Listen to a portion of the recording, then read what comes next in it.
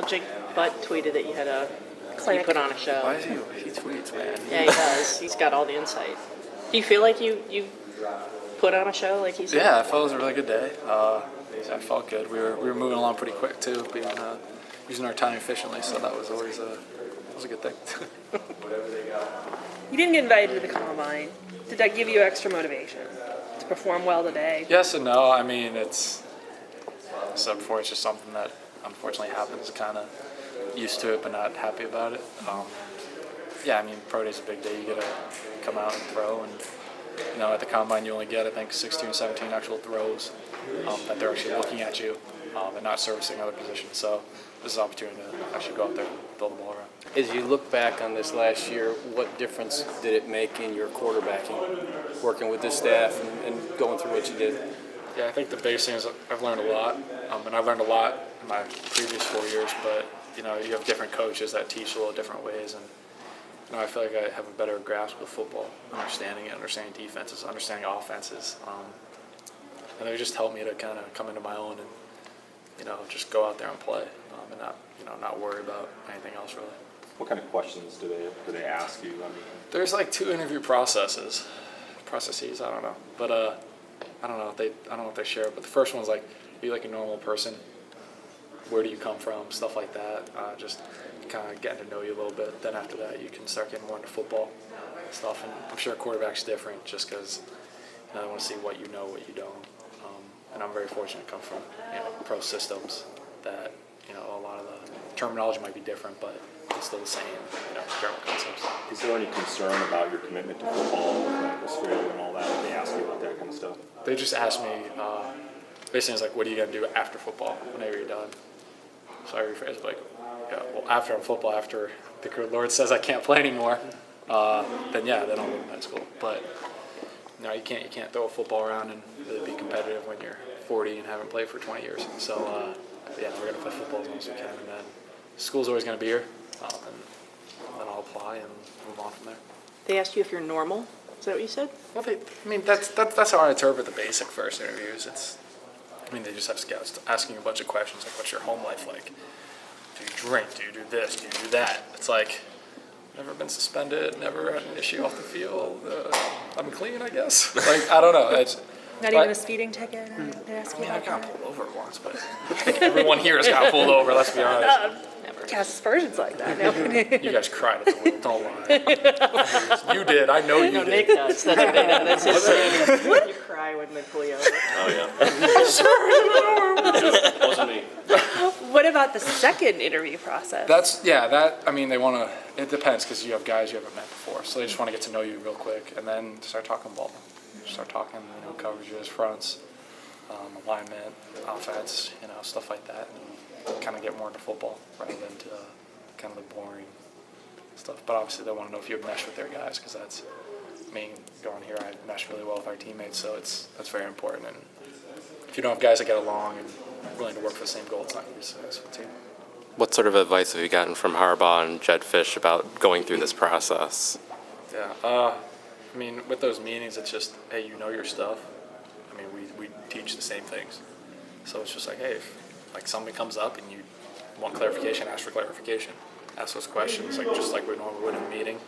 And just treat them like that. Treat them like it's one of our meetings. And if there's something you don't know, just be like, yeah, we didn't use that terminology, we didn't know that. Or just because, I've been fortunate, I've had some really great coaches in my career, starting from high school all the way to now. And there's a lot I've learned, so it's very helpful when they start asking me questions and different verbiage, and I can usually understand what they're talking about. Jake, I think you said the other day that you thought scouts were going to be interested in what maybe you can't do to see if we know what this guy can do, but what maybe you can't do. What were they looking for, or did you get a sense of what they were looking for, or what you needed to prove? That's more from kind of advice I've gotten from other people, and that's like the difference between going from high school to college and college to NFL.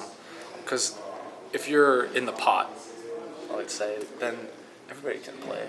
Everyone has something good or something that they're really talented at doing. And everyone has a certain amount of intelligence with playing football. But it's like, okay, so we know we can do X, Y, Z, but Z's not as good. So you want to know why. And that's what I think they're trying to realize is what can he not do for us if we ask him to do something for us. You're sort of known as having ice in the veins, using the old cliche. Were you at all nervous coming into today? Just worried about oversleeping. I mean, they had changed when we were supposed to arrive like 5 times. So I was just like, but no, I mean, I wasn't really worried. It was just like, other guys were like, hey, you're gonna do good. I'm like, yeah, we're good. We're just gonna go play ball. This was the fun part, the being able to go out there and just throw around with the guys and do some work. I mean, I've been working with 2 of our GAs, Drew Trell and Joe Hastings, and then a student assistant, Bo Deaver. They were some of my receivers, so they did a great job for me. We had been working for a couple of weeks leading up to it, so it's just great. It's like a game. All that hard work you put in, you're just really happy to kind of get to the culmination and go play.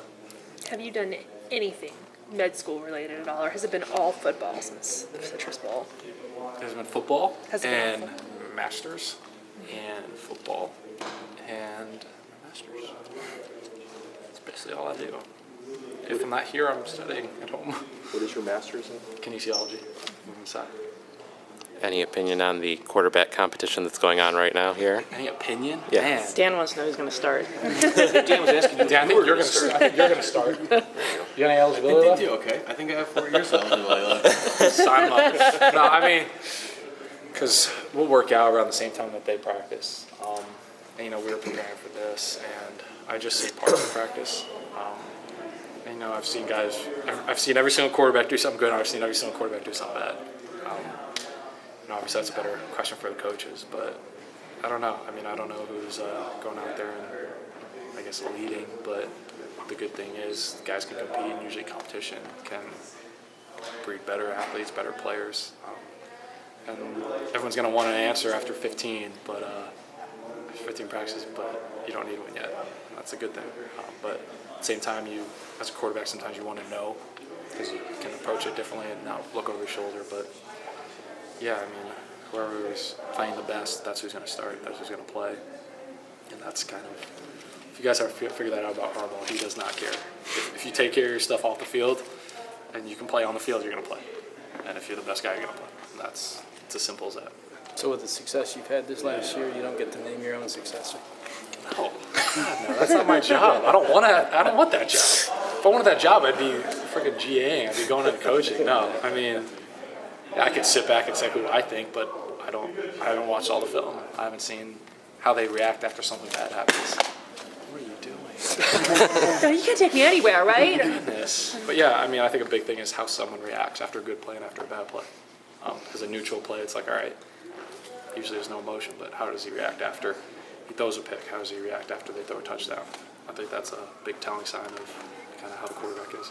Everybody says O'Korn learned a lot from living with you. What do you think he picked up? Do you think he changed a little bit? I hope he learned. I mean, that's a good thing. You want the older guys teaching the younger guys. I don't know, maybe just kind of my demeanor and how I went about things.